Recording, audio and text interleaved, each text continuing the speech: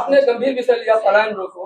प्राथमिकता के तौर पर पलायन रोकने के लिए सबसे पहला काम क्या करना चाहिए, क्या पहल करना चाहिए सरकार को वर्तमान परिप्रेक्ष्य में? सबसे पहले तो रोजगार देना पड़ेगा।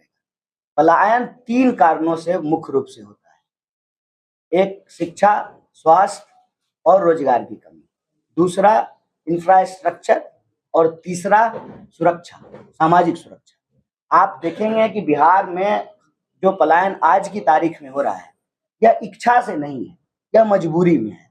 और ये पलायन करने का कोई भी व्यक्ति जो बिहार से पलायन कर रहा है, उसका आपको इन्हीं 3 में से कोई एक कारण मिलेगा। या तो कोई बेहतर शिक्षा के लिए जा रहे हैं, या तो बेहतर रोजगार के लिए जा रहे हैं, या सामाजिक सुरक्षा के लिए जा रहे हैं। अब यहाँ पे मान लीजिए हम कोई ऐसा रोजी रोजगार करना चाहते हैं जिसके लिए 24 घंटा बिजली चाहिए, 24 घंटा इंटरनेट चाहिए, कनेक्टिविटी चाहिए, वो जब नहीं होगा स्वाभाविक रूप से ये जगह छोड़ करके कहीं और जाना पड़ेगा। और एक बहुत अच्छा विषय इन्होंने उठाया आपके सामने कि पेंटिंग आज भी यही लोग बना रहे हैं, पेंटिंग मिथिला में ही बन रहा है, वो जा रहा है विदेश, यूरोप और अमेरिका, इंटरनेशनल मार्केट में, लेकिन इनकी कनेक्टिविटी नहीं है।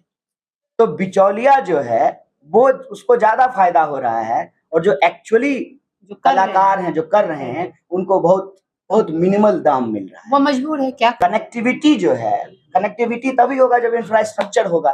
तो यही 3 विषय है। आपने भी बताया कि यात्रा के दौरान लगातार क्राइम का जो रेशियो था वो बढ़ता जा रहा था।